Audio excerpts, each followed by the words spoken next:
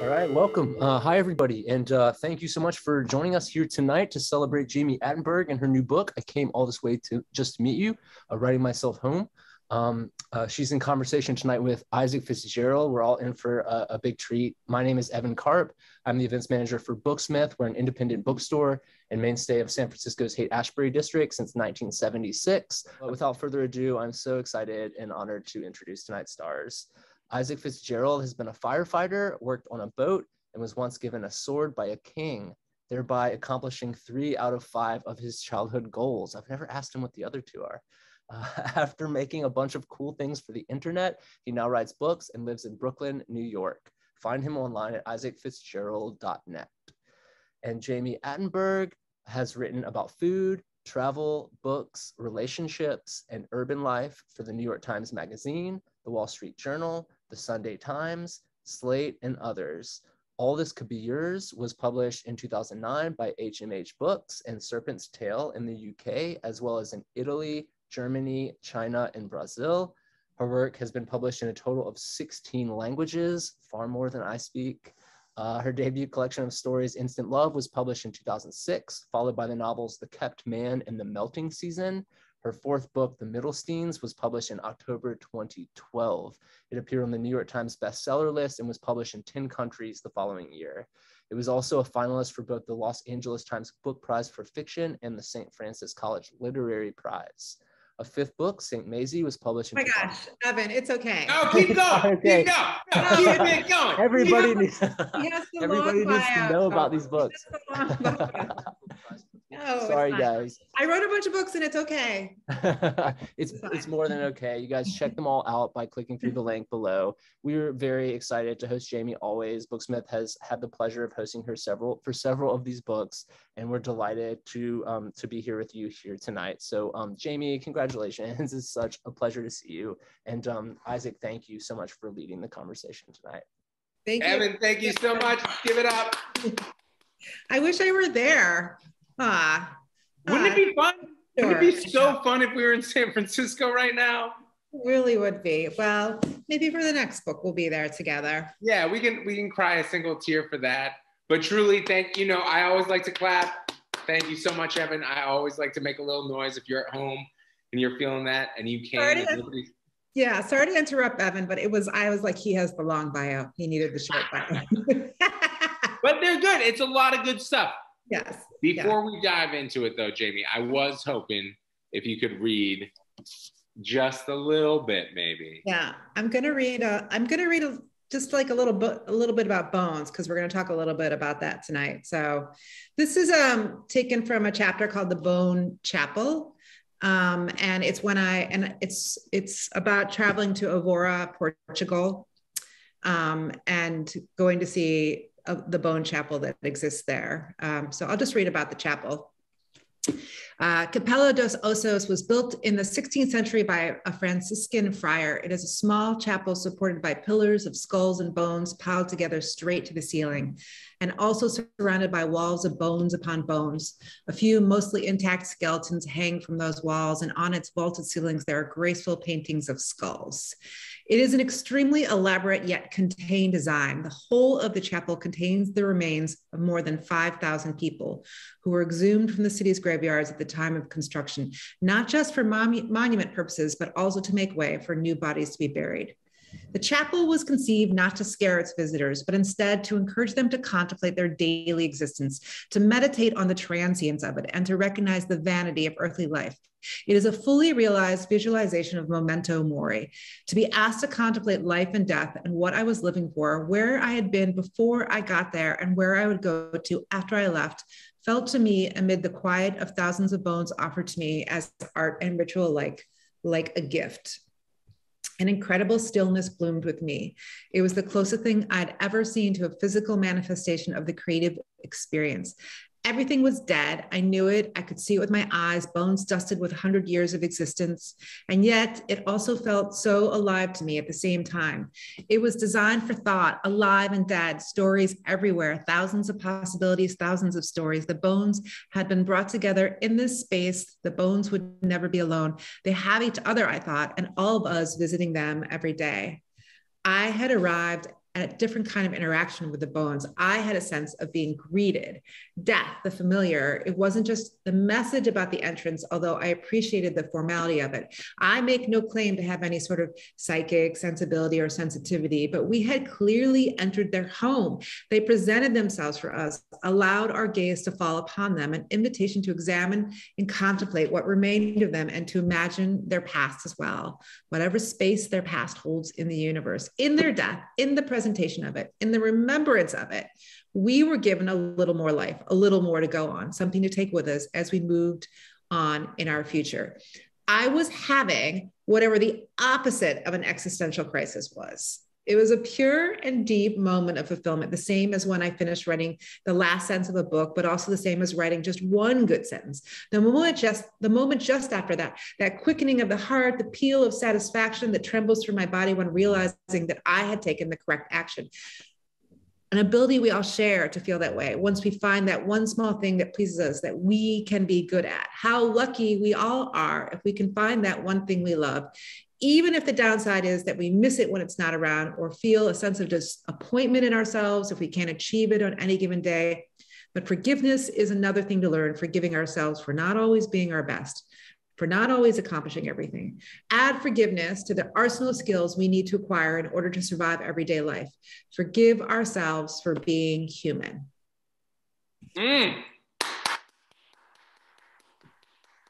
went deep. Excellent. At the beginning. You're in a bone, chapel. You do go deep, right? You got to go deep. It's not like, it's weird because usually I try to read funny stuff, but I don't know. I was feeling the bones tonight for sure. Listen, I'm going to just put these right out there real quick. We all love the bone jewelry. But listen, I just want to start by saying, Jami and I recently, we were talking about events and kind of, Jami does a lot of events and supports a lot of other folks and a lot of other writers. I was asking what she really loves about it. One thing she said was that she sees it as a challenge to think up questions that nobody else has asked the person. And so I need you to know that that's the pressure I'm under tonight, is that this is Jami's book tour, but I'm gonna ask some questions that you're a dear friend too. So you do know me really well. Before we get started, did you get a haircut? It looks really good. Thank you. No, it's more like I'm letting it go. Thank you. Your hair looks lovely. Did you get a haircut? No. Love to hear it. But all right, we're going to start with the bones. And I know we touched on this for a second, but my first question is, what do you love about skulls? And what is it about memento moris that speak to you?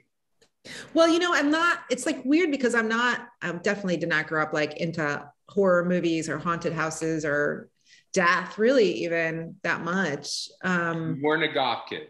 I wasn't. I have like goth. Every writer I think has their goth tendencies. And I was like more a punk rock kid, which isn't the same. You know what I mean? We move around a lot more. I think the punk rock kids, we have a lot more we're trying to burn off. The goth, you kind of like sink into it a little bit. So it was kind of like later in, I know, but you're like both. No, you stop. Keep going. It was later in. I feel like later in life, because I saw a ghost, that was part of it. I saw a ghost and that sort of made me interested in it. I found it really appealing. I think it's like, there's a journey in this book about like, I have different responses along the way as I see all of the, go through all these experiences of like going to catacombs and cemeteries and ossuaries and things like that. Right. So the way I felt about it at the beginning is different than the way that I feel about it at the end. And I think that the place that I've arrived at now, especially as I'm 50, but just having traveled around the world and thinking about it a lot, I think one of the things that I've arrived at is like the idea of honoring what came before us. Mm. And I talk about it in the part that I just read, like it is also about like understanding that there's all these stories that are out there, and connecting to those stories when I go to those places. And so I think that that's part of it. I think it's like a realization that like everywhere you go is like built on like somebody else's land, which is part of it. And moving to New Orleans, I think is part of it. New York City has like lots and lots of history, obviously. And I had written historical fiction. So that was part of the journey too, right? Is like falling in love with this character in Saint Mazie and like seeing her, you know, this was like, you know, 6 or 7 years ago, but like becoming really connected with this person from a long time ago and wanting to do research on her, inventing a world around her, and becoming more, you know, and becoming interested in that. But I think with New York, because it's always changing and it's always building and reinventing itself, and that's kind of the environment there. Like, I think I had to move to New Orleans to sort of see that the things that just sort of stay as they are. I mean, the city is changing too, but like, it really connects with its sense of history. And connects with its bones. And connects with its bones because everybody's up above ground. Yeah. Exactly. Everybody's there's like this, there, you always hear these stories about like, there's some cemeteries that like, if you're, you know, I wrote about this in my last novel, but like there are some cemeteries here where it's basically, you know, the poor man's cemetery where they are not buried above ground. And and so whenever there's like a lot of rain or flooding, sometimes bones will float up to that's what happens. Yeah. And then witches will go out and voodoo people will go out, voodoo priestesses and, you know, people who practice voodoo, I guess I should say, they will go out and like take the bones. And like you said, and every single one of those things is connected to a story. It's all so fascinating. And I bet y'all in the chat didn't really know you were signing up for this conversation tonight, but. Well, just for the record, we kind of sold it as all, but I will get away from bones a little bit, but both Jami and I, because I do like, I see that you've incorporated, like you have a skull mug, of course, because of the book though, but you have skull jewelry. Yeah, I was going to say, show it off. I don't know if how close you can see it or not. No, that's it. It's tiny. Yeah.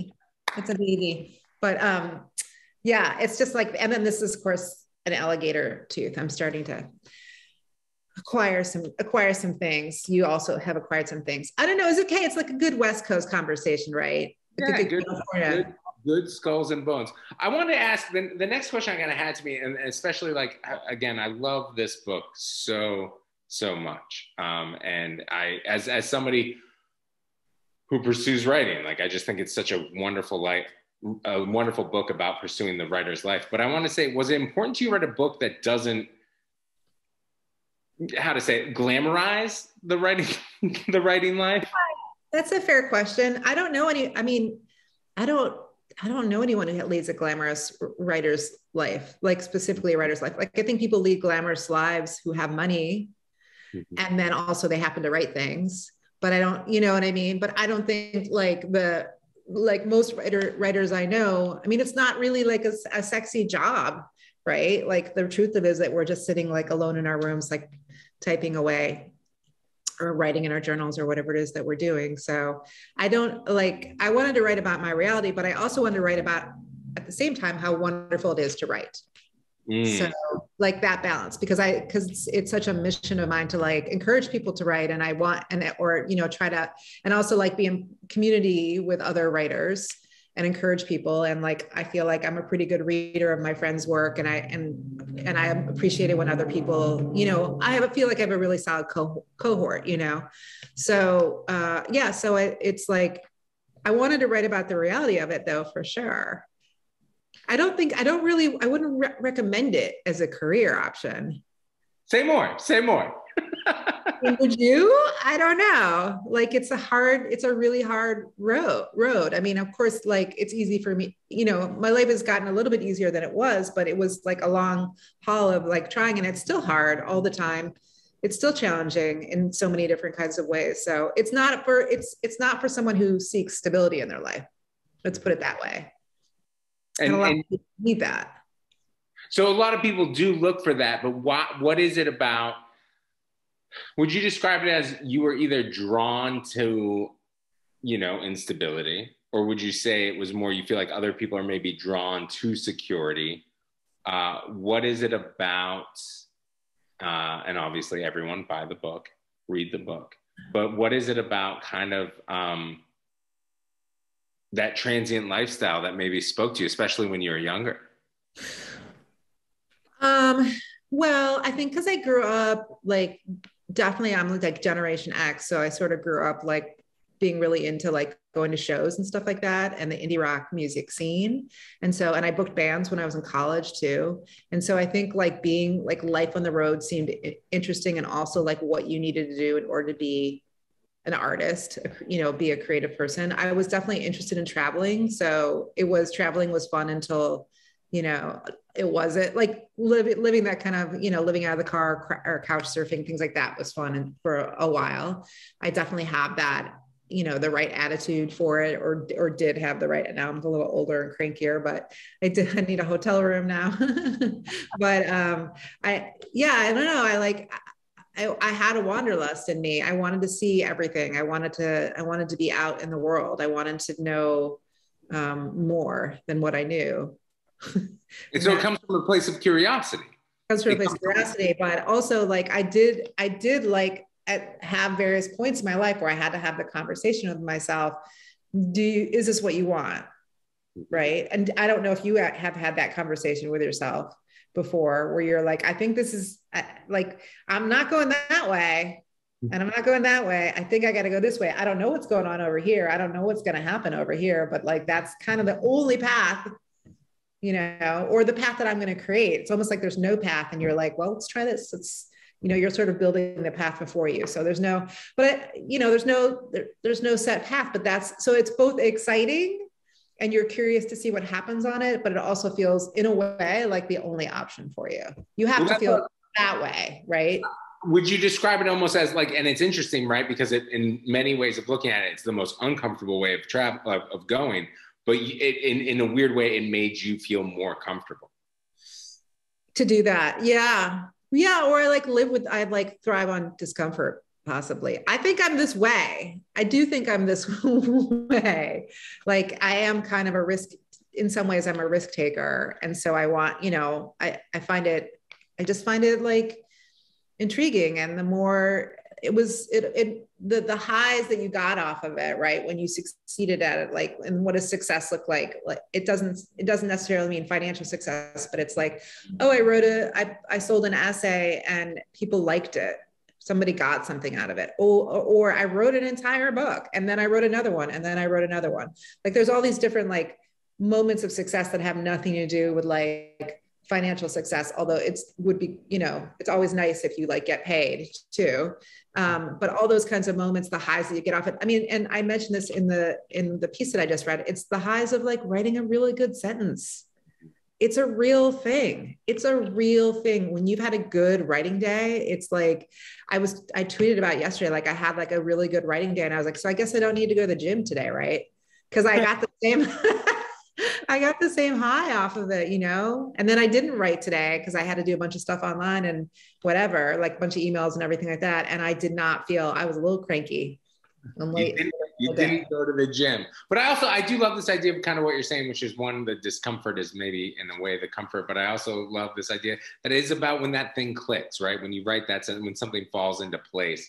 So to that point, I remember talking with you while you were working on this book and you were rearranging pieces, you were contemplating kind of what to leave in, what to leave out, how far in time it should go.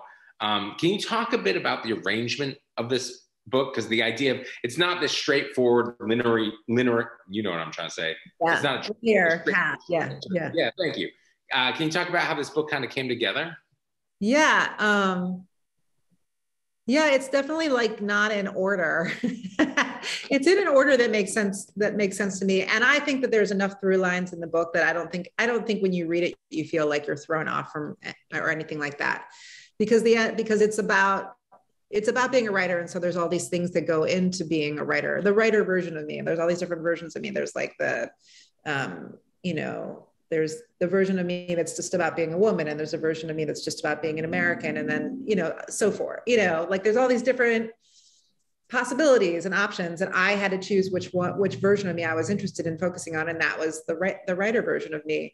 And so there's parts of my life that are about, when I was a child that inform how I am now. And then there's things that happen along the way. And then I was interested in explaining the life of the writer and then sort of explaining a little bit more about my past, but I sort of wanted to earn the moment. And so some things come a little bit later. I moved things around a lot. I really played with it and tried to build, suspense in it in a certain kind of way. And I also think that the writing of it is its own suspense, sort of seeing how I'm laying things out. So, and it's got a collage effect that is a little bit visible to the reader, but then also there's even more to it because I wrote a bunch of, there's a bunch of previously published material. It's a lot of new material, but there's enough previously published material in there, but I mostly just chopped it up and would take a paragraph from this essay or a couple sentences from this and throw it around. I always talk about how the chapter on my flight anxiety has 5 essays in it. Mm-hmm. Because I was writing about the same anxiety at the time in all these different places for all these different publications. And from different angles. Like I wrote one essay about like my physical appearance. And I wrote one essay about actually feeling, anxious on the flight. I wrote one essay about what I was going through because I had terrible fibroids and I ended up writing an essay about getting a hysterectomy. And there's like one paragraph from that, just one paragraph from that fits into it. So it's like, it's all the different sides of me and that sort of have to be converged into one space, into one book, and to do it in a way that makes sense to the reader and also makes it an interesting read. And I want to say that I absolutely love that idea of like, you're writing new material, you have all of these essays that you've written previously, and you are literally taking the time, not just being like, okay, here's this essay, it's like, okay, this was the important thing out of this, and I'm going to marry it to all these other pieces. I just think if it was a straight up essay collection, I don't think I would have published it. Mm-hmm. And I think it'd have been really boring. And when I originally started to put the proposal together, I thought, oh, maybe that's what I'm going to do. I put everything down. And then I began to realize that it was just only parts of the truth. And so in order to like make it a bigger truth, and still even you're only getting part of the truth in the writing, in the writing of this, because you can't have every facet of the world and everything you just finished your essay collection. So, it's like you choose, right? You choose which story you're going to tell and which version of yourself that you're going to put that out there. That said, I really feel like it's pretty close to me. I do. I stand behind, me, like I stand behind. I would agree 100%. Like there's some real, I would argue like Jami philosophies in here, but I wanted to hang with the flight thing for just a moment. Cause also just step back real quick. There is also, that's how you almost broke up sections of the book, right? Is almost this plane ride, this. Oh yeah. Cause it's about travel.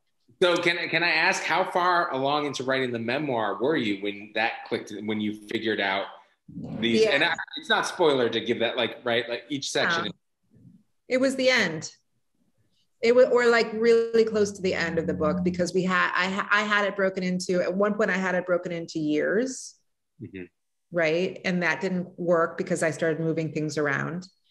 And then it was sort of like part 1, 2, 3. And I was like, I think that there's all these little like internal structures to it that, like I write these books. So it's like, you can read it and just sort of whip through it if you want to, because I feel like it has its own like kind of velocity that's, or if you really like read it a second time or you're like kind of a deeper reader, either way is fine with me. Whatever you want to get out of a book is like whatever you want to get out of, sometimes I just zip through things too. But, you can find some of these like repetitions and internal structures throughout. And so I thought it would help the reader a little bit. I thought it would guide them a little bit. I worried it was a little cheesy. I kind of messed around with it the way I described, so it's not just like takeoff, landing, you know what I mean? Like it's sort of, I put a little bit more work, a little bit more energy into it and made it a little bit more vibrant, I think. So the way that I did it, but it was like, but that's truly what it is. It is really so much a book about motion and travel and growth. And I lived so many places and I've seen so many things. I want to say that it was one of the aspects that I absolutely loved, and I love the book so much, but it's just that it felt like this kind of pulling forward, and then you're experiencing the turbulence. Like truly enjoyed it. Speaking of travel, and there, like, again, there's a lot obviously that happens within the States, and you're bouncing around and you're out there promoting your books on your own. But I wanted to talk about international travel real quick, which is, given that you're just reading about the section from Portugal, if you could go anywhere right now, right? there's so much international travel in this book, but like if you could go anywhere you haven't been right now. See, I told you I'm trying to get these questions that other people wouldn't be asking you. Where would you be going? Where would I go if I where I like where I want to go that I have been, but I haven't been a long time is Paris. You've been there though. What? You've been there. That's not an answer to the question. Like, it's weird because I just thinking about places, I have been thinking about places lately that I'm like, that feels sort of like comforting to me. So like, I just know what I'm going to get. I think that's, that's a pandemic thing. So I haven't really been thinking about places that I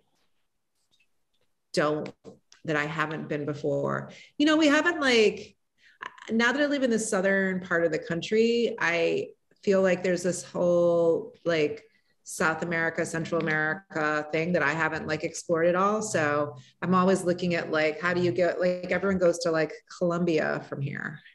Like it's not so long a trip to get to Colombia, like stuff like that. So I think that like, I think that's what I was thinking I was going to do before the pandemic. I remember being like, okay, I've spent a lot of time in Europe.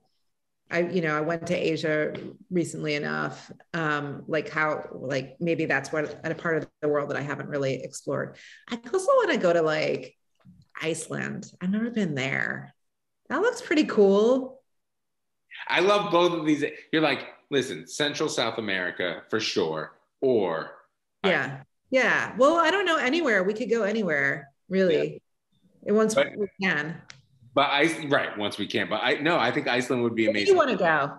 No, you're not flipping. You're not doing that. I'm curious. I can ask you a question. No, absolutely. To be honest, it's the same for me. I've been to the southern tip of Mexico, basically. I've done, Mexico City and a few other spots, but I've never been to South America. So I actually 100% am with you on that. I think I'll see you there. We'll go there. The next big adventure. And then I have been. We'd be in jail if we went together. Yeah, no, it's more like the coming back that I'm sure would get us into trouble.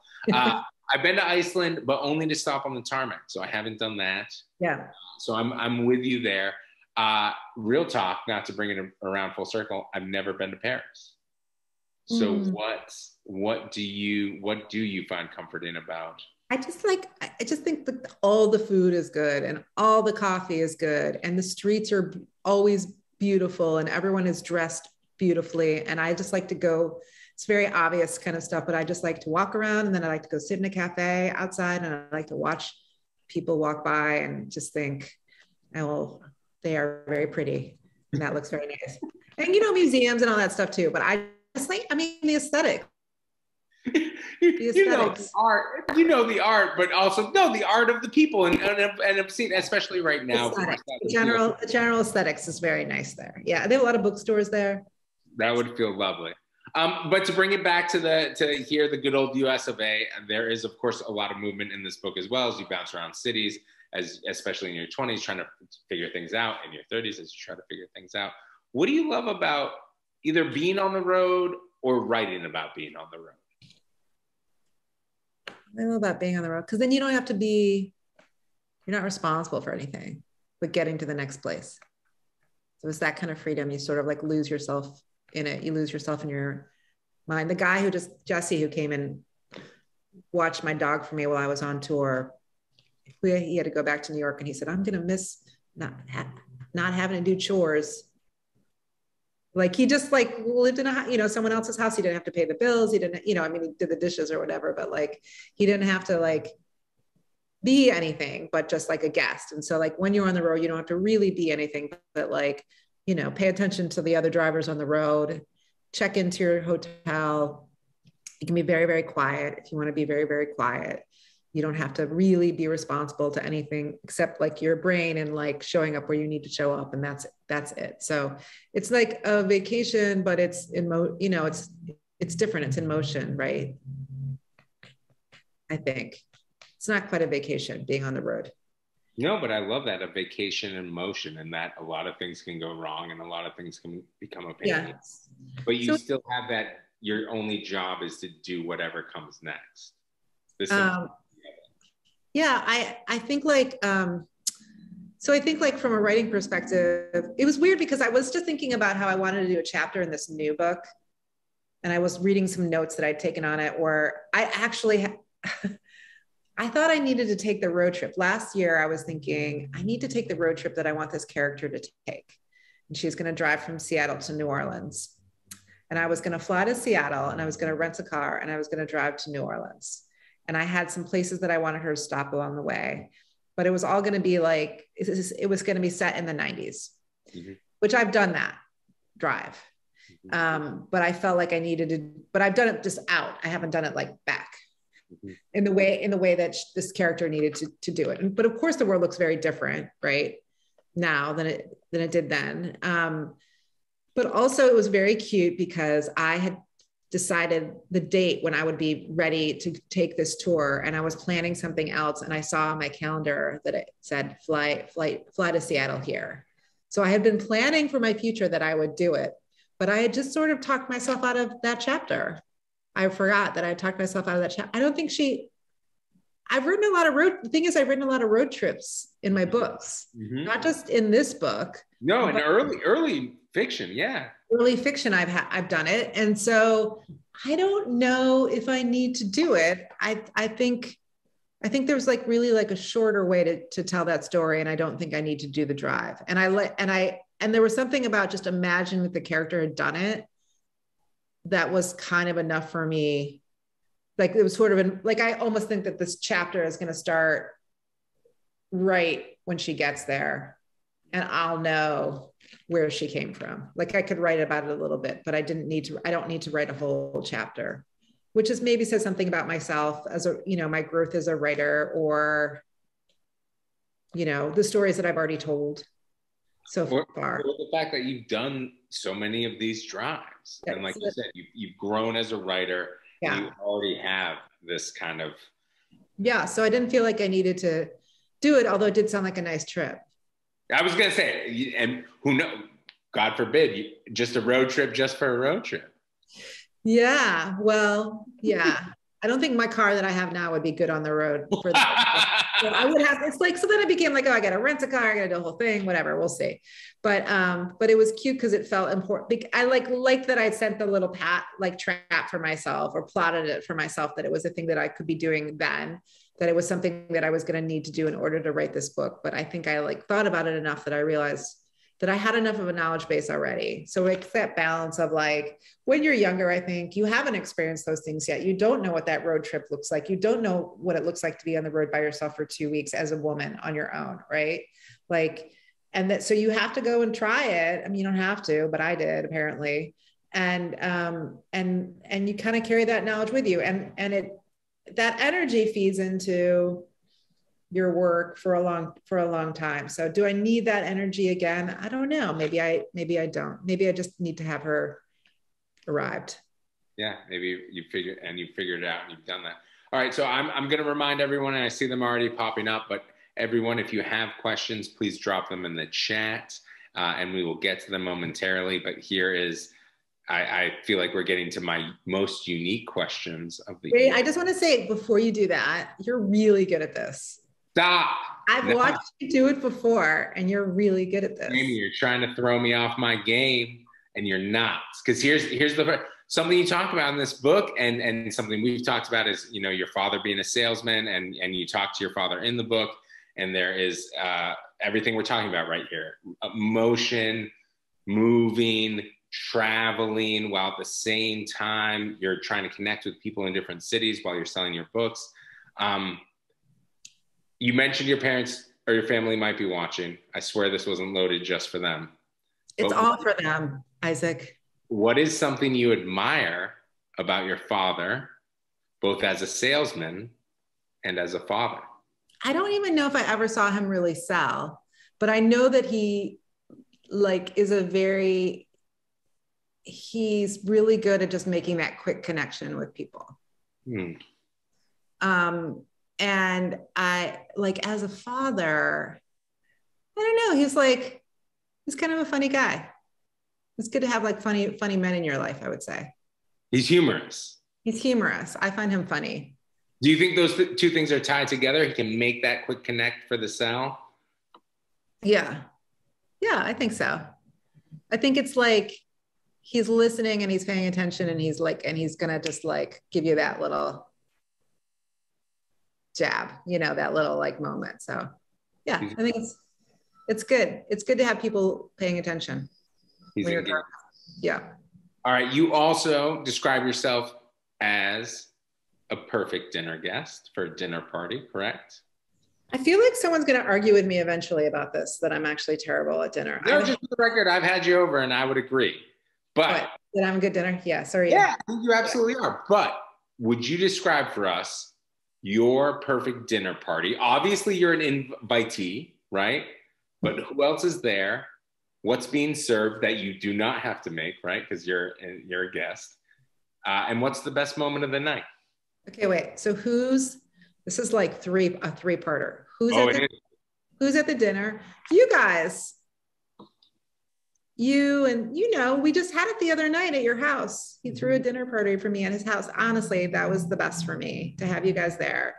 We could just order in food. I don't care. I'm just really happy. Let's go into the magical there then, at least. What's all right, okay. Let's order food, but what would be your favorite food, or what would be like a wonderful moment for you as what would be a wonderful moment of the night? Oh, I don't. You know what? First of all, I like love all food, right?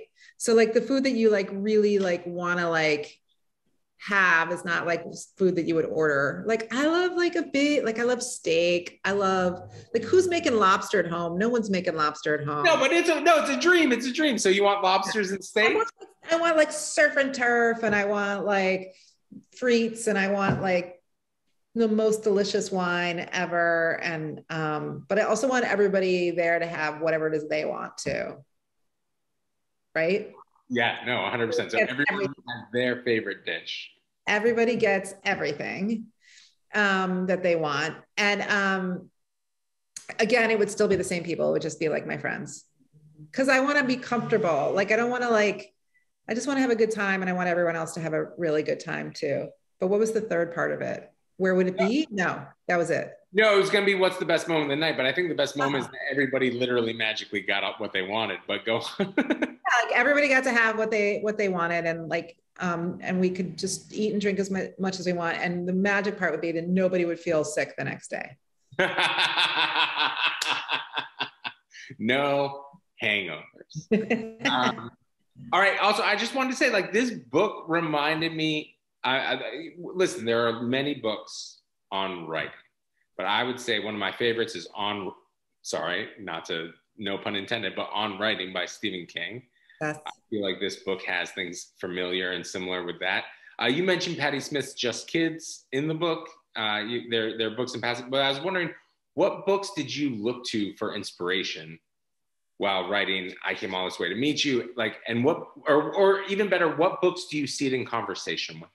Well, so I did this thing where 3 books ago, is that right? For All Grown Up, 2 books ago, I wanted that book to have a specific kind of voicey, memoiristic feel. And so I read a lot of memoirs then. So I think that this is in a way in conversation with that reading that I was doing then to a certain extent, right? So I read Chelsea Girls by Eileen Miles. I read The Painted Clock. I just forgot who it was. You know who I'm talking, forgive me. My brain is whatever, trash. It's late out here. What? I said it's late out here. This is Heidi Julavitz. Yeah. Yay. Roxanne's work, Wild, a lot of female energy was really important to me. People who were unafraid, right? Unafraid. I loved the Painted Clock. That's what it is, right? I think that's what it's called. I love that. It was it was a lot of travel in that. And very just it was just a very refreshing voice. So I think it was I'd already, and then Maggie, the Maggie Nelson stuff. The Argonauts and that's a classic confessional, but well-researched text, right? A lot of big ideas in it. So that kind of stuff. I read a lot of poetry, Morgan Parker's poetry. I think, I reference her in the book. Everybody that I read I reference a lot of books in this book. And so all those books were really important to me in the writing of this book, I would say also, because they were part of the travels, right? Like I just thought about everything I read when I was traveling. And so that meant something to me along the way. What was really cool? I don't know how much you reference books in your book, because I haven't gotten a copy of your book yet.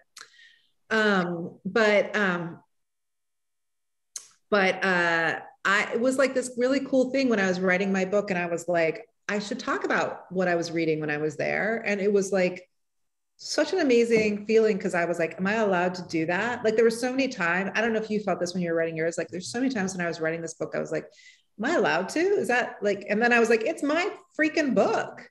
Like I can actually just like, yeah, I can write about every book that I was reading on the road. Yeah, I can like just put it in there. I can just write a little sentence about what I read in Hong Kong when I was in Hong Kong. It was like just incredibly freeing to just think what's important to me and what makes me up, what composes me. And then and what you were taking in that moment. I hear you 100%. All right, we're going to get to the audience questions, but my one last question is, like, as we said, there's books mentioned. These are the books you saw it in conversation with, but I often feel writers that, as maybe we've touched on, don't get me wrong, it's a wonderful thing to be able to write a book, but it can at times be hard. And so it is not without its efforts. So a writer must really want to write it. And so often I think the motivation there is you see a gap of some kind in the literary landscape. And so I was wondering if you could talk about, what hole were you hoping to fill by writing this memoir? Where I definitely thought there hasn't been a particularly modern, honest, contemporary story about being a female writer in America that was like really focused on the career of being a writer too, which I feel like it is. And I don't think it's like really out there. Although I read Bernardine Evaristo's book, and I felt like that was actually like, if you like my book, you're probably going to like her book too, although it's set in England because that's where she's from. But it felt like I mean, they're different books, but like it was really like, here's how I did it, and here's how hard it was, and here's all the work, but also here's some cool ideas and cool things that happened too. So like that, I feel like there's like a lot of crossover in that, but I don't know. I don't think you write a book thinking I'm going to fill a hole in the universe. I think you write a book because it's like, these are the stories that I'm dying to tell. Amen. I love that very much. Well, I'm going to give you a quick round of applause, because if we were in a bookstore, that's what would happen. And then I would turn to the audience and people would be raising their hands, and we would arbitrarily call on people. Again, just for the record, those out there, it's not too late. If you have a question, please feel free to throw it in there. I'm going to start with a short one here from Christina Powers. She just asked, how was the narrator chosen for the audiobook? My publisher sent me 3 different narrators, like recordings of them where they read different parts of the book. And I picked the one that I thought kind of had like read it a little bit funny. And I liked the like little edge to her voice. There's some sort of little edgy quality to it.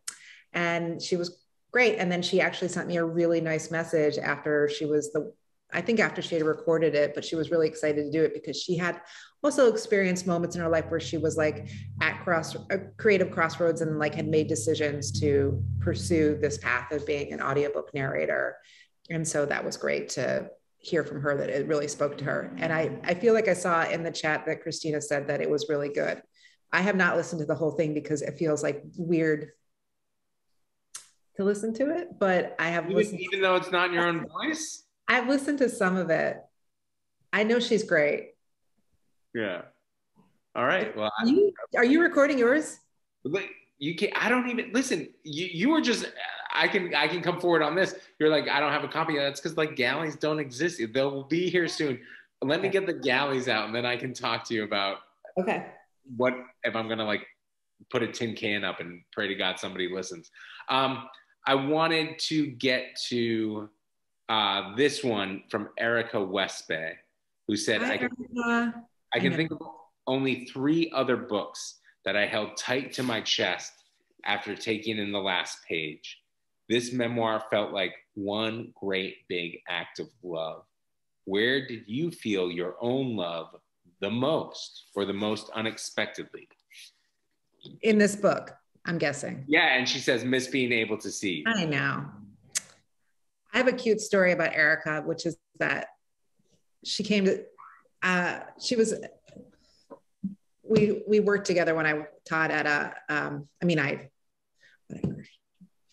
taught her, whatever, at an MFA program like a long time ago. But I was once doing a reading in DC of St. Mazie. I think it was St. Mazie, and Erica came with her children, and I was like about to read like a really dirty part of the book.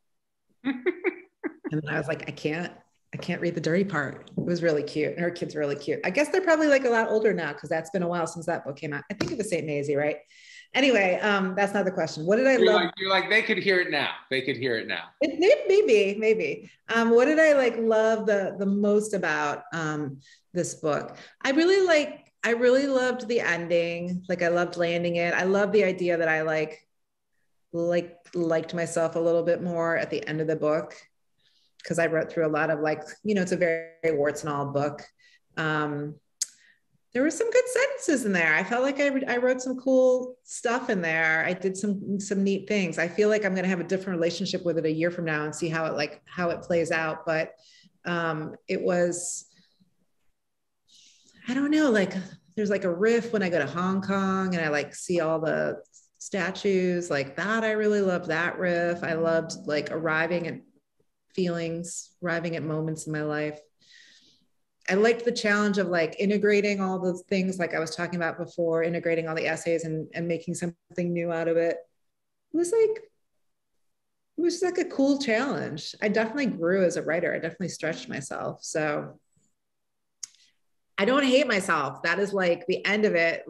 You could write a whole book and come out the other side, a memoir, and just be like, well, that was a terrible idea. And it still maybe is kind of a terrible idea, but anyway, yeah, good question. Yeah, you're holding yourself close in a way. I want to ask you about that real quick follow-up before we get to the next one.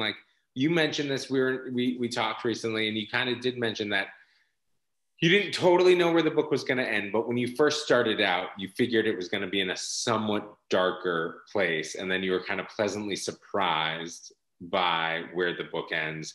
Can you talk a little bit about, was it in the revision process? How did you figure that out? So I knew what the last chapter of the book was, which I guess we don't really want to give it away if people haven't read it yet. But I knew what the last chapter of the book was, because I knew that was the end, where the book needed to end in that moment. And I had sent a text to someone from the spot that I was standing in, and said, it was kind of like what I'd seen. And it was it was like a very poetic little text. And I thought for sure that it was going to end on that. And then for a long time, I thought it was going to end on just enough. I do get to use the line where I say enough of me already. And then I was like, should I just call the memoir Enough of Me Already? And everyone's like, will you shut up, please? And just call it something else. Which, Will You Shut Up, Please, also would be a great title of a memoir. But yeah, I think it had in part had to do with the fact that I kept I couldn't give up the enough of me part, because it was really needed to sort of signify that I needed to move on with my life, all the things that were behind me. It's good to recognize them and engage with them and tussle them, but at some point you can't live in that past. You write a whole book about it, you sort of have to live with the book for a while, right? You have to talk about it. I have to have conversations with you, loving having a conversation with you about it, but you know what I mean? And then you should move on from it. And then you have to move on from it. And so Enough About Me felt really right for a long time. And then actually it was our friend Maris who read it and said, well, when I think of you being at home with your dog. And so then it sort of landed in kind of a happier place. Weirdly happy, even though it was in the middle of the pandemic.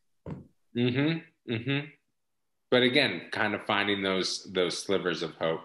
I've got another question real quick. One last one here from Lori Baker, who says, in a way, you write your philosophy. Does the place, the road, inspire the philosophy? Does the travel, does being on the road inspire your philosophy? And you know, just thinking about the other great road writers, right? So many wonderful memoirs about travel. Yeah, I think it did for a long time. I think it still does. I think it's still important to me to be out there in the world. But I also think that there are people who can come up from behind me who can, like, you know, younger writers who can go and experience. Say that whenever I say that, I'm like, am I old? I think I am, but I don't feel. Go with what you're saying. I don't feel that old, but I know that I am, technically speaking. So like, I think I was saying this earlier, that it's like, I went through all that. I had to experience all of that. I think that I think there are people who are travelers and there are people who are not travelers. I will say that. And there's no judgment one way or the other. And I think, in fact, a lot of travelers aren't necessarily happy people, right? Like, I don't think traveling can make you a happy person, but I think you can be like, I think it's about being a seeker, which I write a little bit about in the book too. And that I am. So it's like, traveling for a long time was like how I could seek things out, right? And now, but my mind never stops wanting that, even if I've like slowed down a little bit and being out there in the world. But I think traveling is like so crucial and so important to being an artist, if you can, whatever that means, right? Because it can look different for different people too.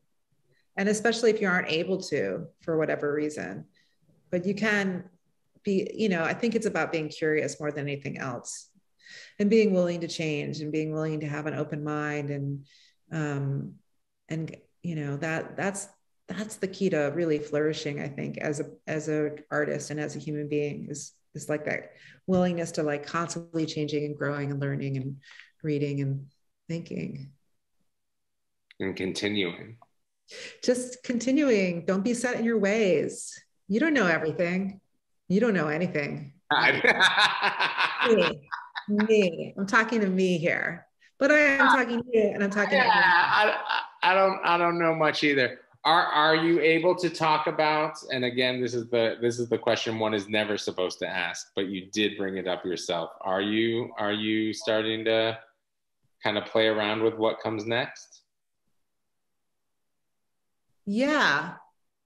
I am. I have like about 30,000 words of a new book, but I kind of want to like rewrite it. I know. I don't know what, I guess I got work done last year. The whole year I was thinking, I'm not getting anything done, but I do have 30,000 words sitting there. But I want to like, I've now, like, now that I've been away from a little bit, I actually have some new ideas for it.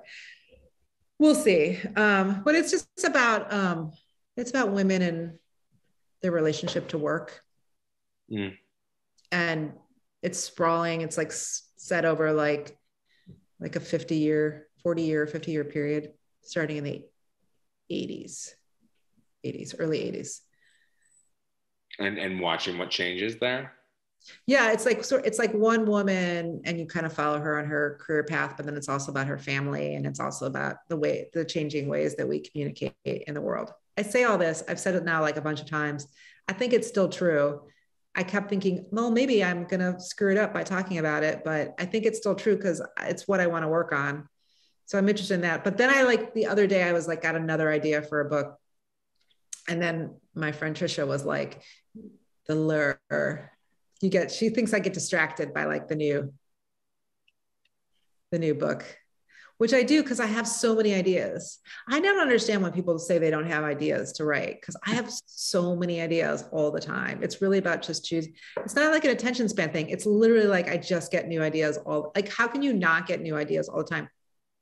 Just walk out your front door and there's like new. I feel like that could be a second. You could be almost this kind of like, duel is the wrong word, but you could just like kind of be giving people ideas. Because one thing, I'm not joking, while we were just talking here and you're running through the different titles that almost happened for this memoir, I was like, I know, I wasn't even going to ask because I knew you could just do it like that. but like Yeah. Jamie could do 50 good memoir titles right now. Like you could do a pamphlet or a small novella or like a McSweeney's-esque list of heroes. Yes. Yeah. I keep track every year of like all the title ideas. I just forgot one that I had the other day, and I've got to go look through my notes because I had a really good one that I was like, I could write an entire freaking book around just like, I just think the title is like magic. Like whatever, if you can come up with a good title. I don't have a title yet for the thing I'm working on, and it's really bumming me out. You're ready. Yeah. Well, maybe we can work on that. But this is, I'm gonna leave it with this last question. And thank you again so much to everyone for coming. And Evan will come on in just a moment after we get done with this last question. But I love it so much. It's for Lydia Kim. And thank you all. There were many questions in the chat, so I apologize if we didn't get to time to get to all of them. But Lydia Kim, this is a wonderful question. Jamie, knowing what you know, would you be willing to start a career as a writer at the age you are now? Oh my God, Lydia Kim. Killing it, bringing it. Wow. Never been asked that before. Get me out of here. Holy moly. I know people who've started writing careers at the, I mean, I guess it sort of depends on where you're at like for me, it was like, I was broke forever until I wasn't. So I think it's like the financial part of it is kind of a big deal. So starting a career as a writer, I don't know what that means exactly, like quitting your job, that kind of thing. I just think everybody should, I mean, I'm sorry, I don't mean to like not answer the question, but like, I just think everybody should write if they want to. I think they should try it. I think if like starting a career as a writer is like, what is that? Like, it's, you know, if you mean quitting your job, like I wouldn't want to quit a job at the age of 50 just to start doing it, unless I already had the like financial backing or, you know, like had money saved or something like that. But pursuing it at the age of 50, yeah, pursuing it at any age, you should do it. You should just give it a shot. You should write. Everybody should write. I mean, I just think it's like, even if it's not about having it as a career, it's just really great to sit down and collect yourself with your thoughts, and write in a journal or whatever it looks like for you. Like that, I would really recommend. But I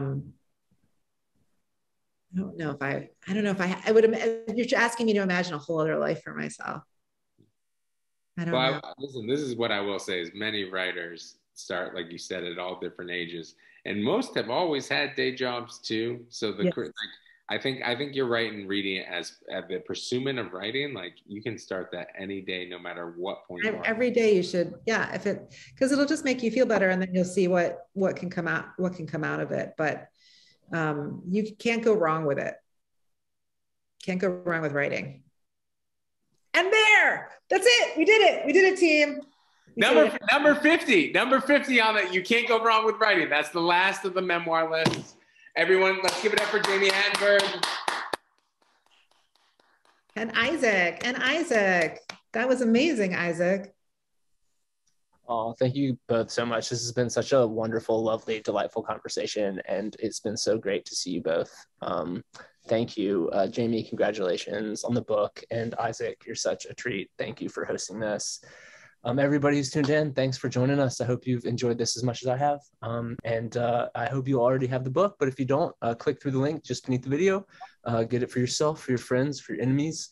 Make sure people have read the book yourself, first of all. And look, if Booksmith isn't your local independent bookstore, it's okay. I'm not going to tell anybody. You can get it from your local independent bookstore. Just get the book. Yeah, and support independent bookstores. That's the thing. Thank you all so much. Much love for Jami Attenberg and Isaac Fitzgerald, and to all of you. Take care, and hopefully we can all celebrate together in person next time. Y'all send me a line when you're coming through the city, and we'll figure something out. Good night. Amen. Thank you so much, Evan. I got the Sutro Tower right there, San Francisco forever. Happy birthday, Evan. Oh, thank you. Just a few weeks. Thank you, Jamie. I love you. Mwah, mwah, mwah. Bye. Thank you. Bye. Thanks, everyone. Good night, y'all.